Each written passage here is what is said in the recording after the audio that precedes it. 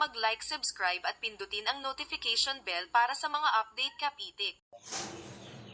Okay, good morning mga kapitik. For today's video po, magluluto tayo ng dinuguang manok. Ano po? Ayan, dinuguang manok po. Ayan, laman loob ng manok. Tapos, ayan, laman. Ayan. Okay, mga kapitik. Ayan, good morning po, good morning. Ayan po ang ating for today's video. Ano po? Ayan ang ating dinuguang manok. Ayan, okay po. Palambutan po muna natin yung ating gagawin dinuguang manok. Ayan. Ayan, palambutan po muna natin bago natin i-slicein. Ayan, mga laman loob. Ayan, abangan lang po natin ha. Palambutin lang muna. Pakuluan. Okay po. Malambot na po itong ating pinakuluang laman loob ng manok.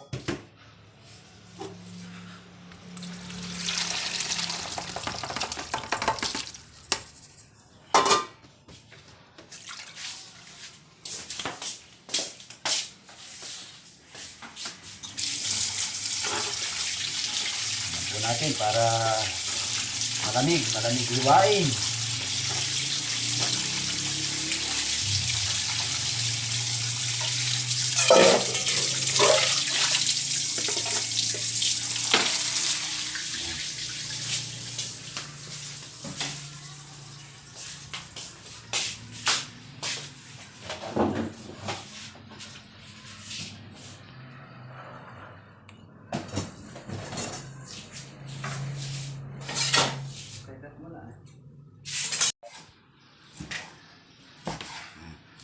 Hiwain na po natin ang ating dinuguan na pinalambutan ng manok.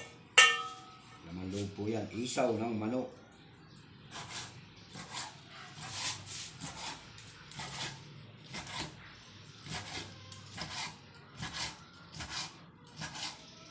Yan, hiwain lang po muna natin.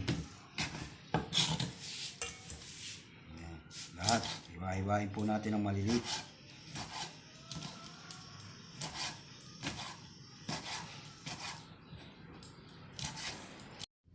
Yan, okay po. Gisa na po natin ang ating dinuguang manok. Yan, unahin po natin ang garlic. Yan, ito na po, nahiwa na natin mga kapitik. Yan, yung natin laman loob ng manok. Pakuluan na rin po natin yan.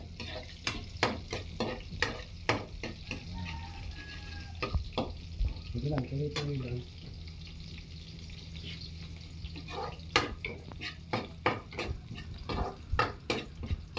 Mga kapitik, basta po sa tuwing magluluto po tayo ng ginisa, papupulahin po muna natin yung bawang natin para labas na labas po yung talagang bango, aroma ng ating bawang. Yan, pag medyo brownish na po yung ating bawang, saka po natin ilalagay ang ating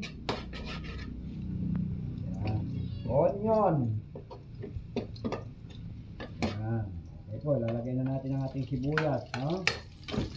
Yan, okay mga kapitik. Yan po ang ating dinuguang manok, no? Laman loob po ng manok. Yan.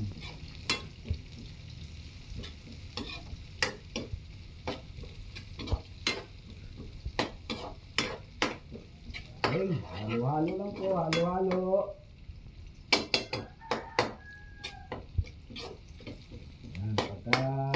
Okay na po yung ating sibuyas, ilalagay na po natin yung ating hiniwang mga laman loob ng manok. Yan, mag-isa na po yan. Yan.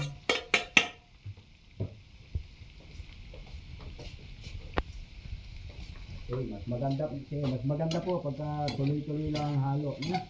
Para lumasa yung ating ingredients, yung mga ricado. Okay, pagka po ganyan na yan, kasi medyo pa. Ayan. Lalagyan na po natin yan ng ating para may lasa, tumalab sa loob yung lasa, no? Asin.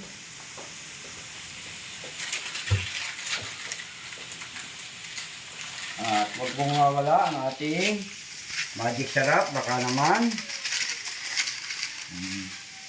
Saka po ang ating Ajinomoto. Baka naman. Okay. Tapos, haluin lang po natin para lumasa na yung ating mga ingredients. Yan.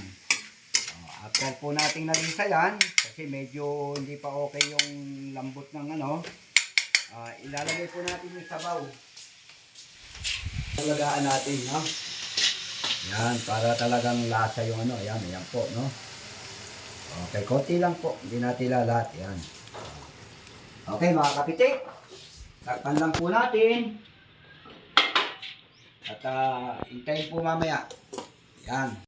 Yan, okay po mga kapitik. Lalagyan natin siya ng pamintang durug.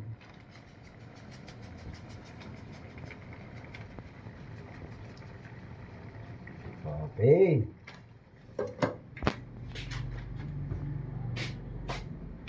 Yan, okay mga kapitik. Mamaya-maya ulit. Yan, okay po. Lalagay na po natin ang ating yan, dugo. Yan.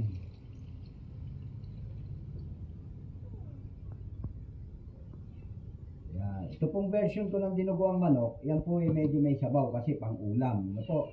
Pero pagka yan po, pang pulutan, patutuyuin po natin yan. Yung tuyong-tuyo. Pero yan po, pang ulam, kaya kailangan may konting sabaw. Okay, lalagay na rin po natin ang ating green chili. Yan. Okay, hintayin lang po. Malapit na maluto ang ating dinuguan. Yan. Okay po. Yan. Luto na po ang ating dinuguan. Titikman po natin kung okay na yung timpladang alak dahil ready to serve na po ito.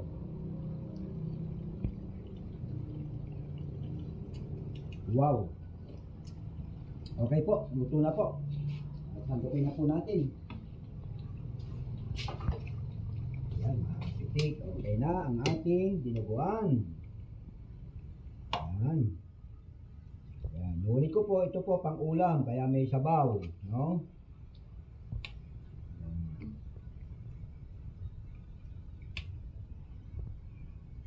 Yan. Ito yung ating sili. Wow, sarap.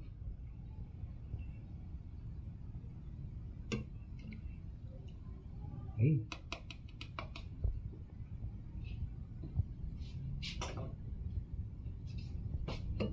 Yan, okay na po, mga kapitik, ang ating dinuguan.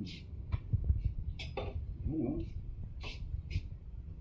Okay, sa muli po sa aming pagluluto. Okay, bye-bye!